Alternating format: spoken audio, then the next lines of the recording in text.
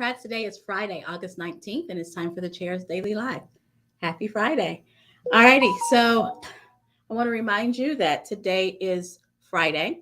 We have an election on Tuesday, which means you can early vote today and tomorrow. So if you haven't and you're planning on early voting, you have today and tomorrow to early vote.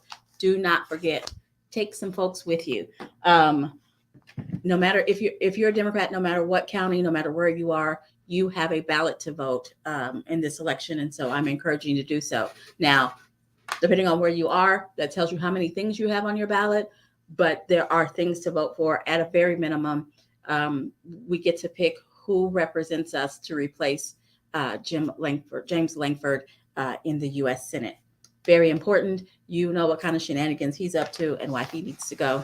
Our choices are between Jason Bollinger and Madison Horn.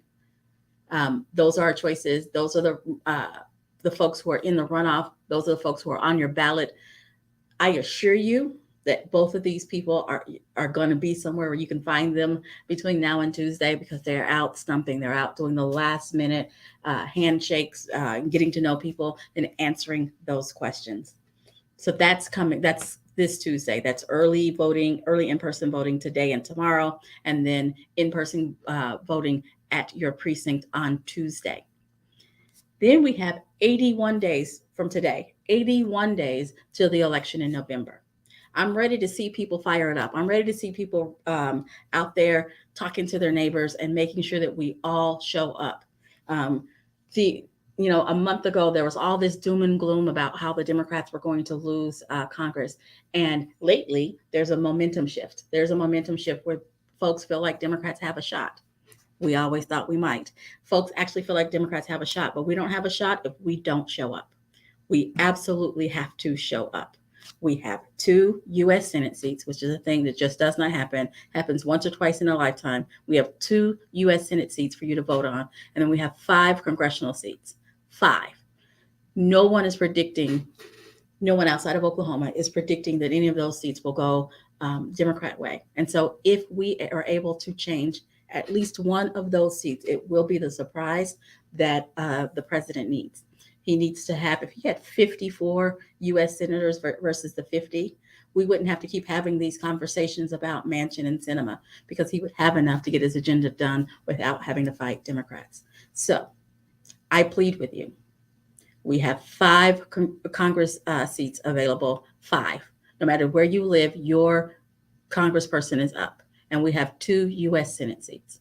And so it's very important that you get to know those candidates. I'm going to say their names, and I'm going to say it slowly. So those of you who aren't taking notes, understand that I'm saying it slowly for those who are taking notes. So for U.S. Senate, Jim Inhofe vacated his seat. And so that seat is open. And we have Kendra Horn running for that seat. She will be on your ballot on November 8th. Kendra Horn, U.S. Senate. The James Langford seat, we have a runoff.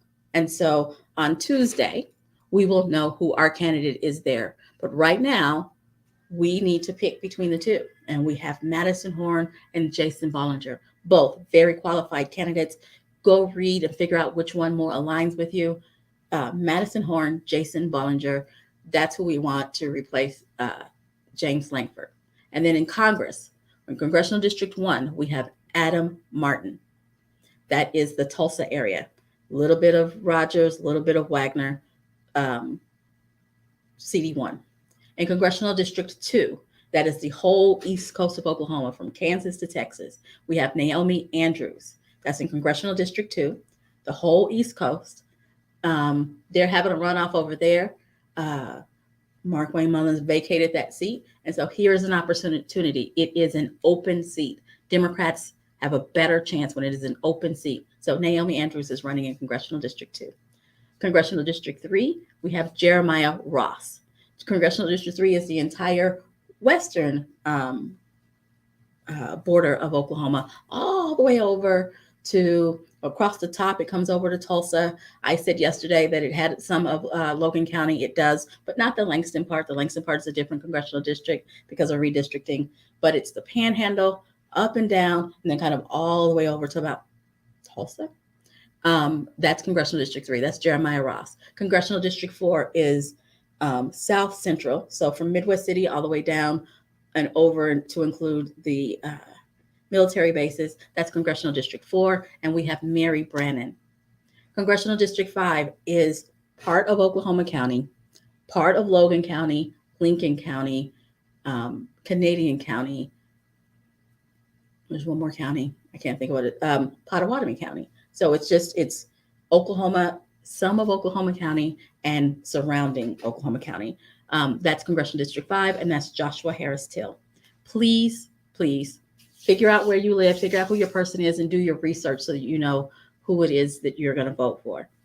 Let me tell you why it's important. This week, the president signed the Inflation Reduction Act. Yay, yay. And in order for that to happen, he needed support. It needed to pass the Congress and it needed to pass the Senate. And it did, thankfully, but not with the help. None of our representatives voted for it. And so some of the ways that it's going to help Oklahoma is that it's going to help our 77,000 farmers. It's going to help folks who live in housing units so that their houses are flood-proofed and storm resistant. It's all about small jobs, expanding our electrical vehicle infrastructure, lowering energy costs, rebates for climate-friendly appliances. There's all these ways that it's going to A, help our climate, B, bring more jobs here, and C, make us have a little bit more sustainability. We're getting that with zero help from our congressional representation. Wouldn't it? Oh, and it's also encouraging domestic manufacturing. The last president sent some of the building and manufacturing out of our country so that it would be cheaper. This current president understands the importance of building in America. Building in America, it gives jobs, it gives pride. We need to be building in America, and that's a big deal in the Inflation Reduction Act. None of our representation voted for it, and it's going to help Oklahoma. So the way to change that is change who's representing us in Oklahoma. In DC. So I gave you the names. Please learn who they are. Make sure that everybody knows who they are, and then show up. Show up on Tuesday and show up on November 8th. Show up. It is time. Oh, I forgot to mention allowing the government, allowing Medicaid to negotiate for lower prescription drugs and capping insulin. That was also an Inflation Reduction Act. Those are big things that affect no matter whether you're a Democrat or Republican. If you have somebody you love who is a diabetic, you have heard stories about them rationing their medication. This puts an end to that. None of our representation voted for that. None of our representation said, you know what? We have a lot of seniors in our state, and it's hard for them to afford their medication. Let's see if we can figure out a way to help them. It was explained to them, and they voted no. They voted no on capping insulin. Thank goodness it passed. But wouldn't it be great if we could say, Senator such and such voted for it, Congressperson such and such voted for it, and they came from Oklahoma. Can't do it now. Now, that's the good news, bragging on the president. So now I want to talk about local kind of mixed news. So earlier this week, the governor issued a 60-day stay for the execution of Richard Glossip. Richard Glossip was scheduled to be executed on September 22nd. Just a real quick recap of who Mr. Glossip is. He was convicted, I want to say in 1997, of commissioning the murder of his boss. So two folks worked at this hotel owned by this one man. Person number two beat the hotel owner to death with a bat. And he said they offered him a deal. If you'll implicate Glossip, we won't execute you. So he said, yeah, Glossip made me do it. I wasn't there. I don't know. And I am not saying that Mr. Glossip is innocent because I don't know. I wasn't there and I haven't read the transcript. But it keeps coming up. and it keeps coming up. And 61 of our representatives in the state legislature all got together and signed a letter to the governor and saying, we're not sure he's guilty. So the governor said, okay, we'll give you 60 days to figure it out. So Mr. Glossop is not going to be executed on September 22nd. He has a new execution date of December 8th if they can't figure it out. Now, I bring this up not because I have an affinity for Mr. Glossop. I bring this up because if you're watching me, you know Oklahoma has an issue with how we execute people, and I have an issue of whether or not we should be executing people. No, I don't think we should. But we don't do it right. The way we do it is cruel and unusual.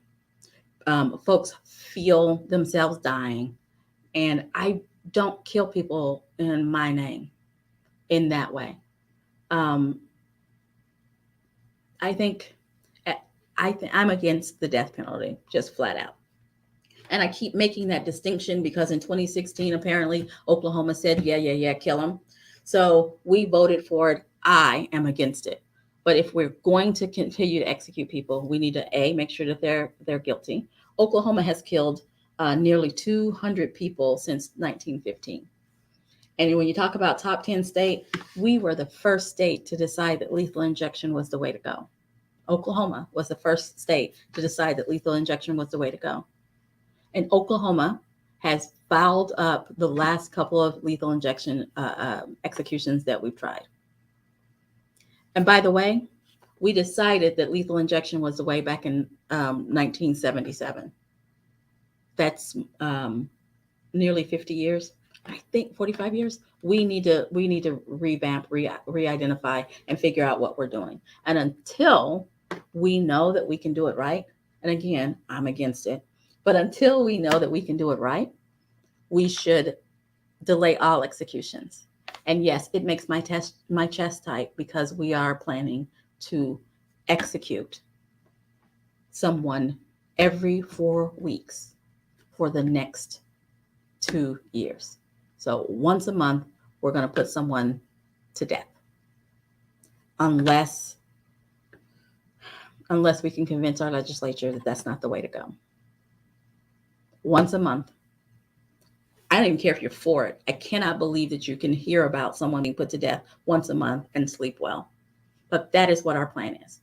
And be clear, the governor asked the attorney general to please schedule the executions. Schedule them. We have 44 people on death row right now. So they scheduled more than half of them to go back to back to back. Our governor is cruel. Our governor is inhumane. We need another governor. It is time for us to quit STIT and choose joy. All righty. Thanks for joining me. I hope I didn't break up like I did yesterday. I will see you tomorrow with a more cheery topic, I hope. I'll see you tomorrow. Monday at 4:15. You guys have a great weekend.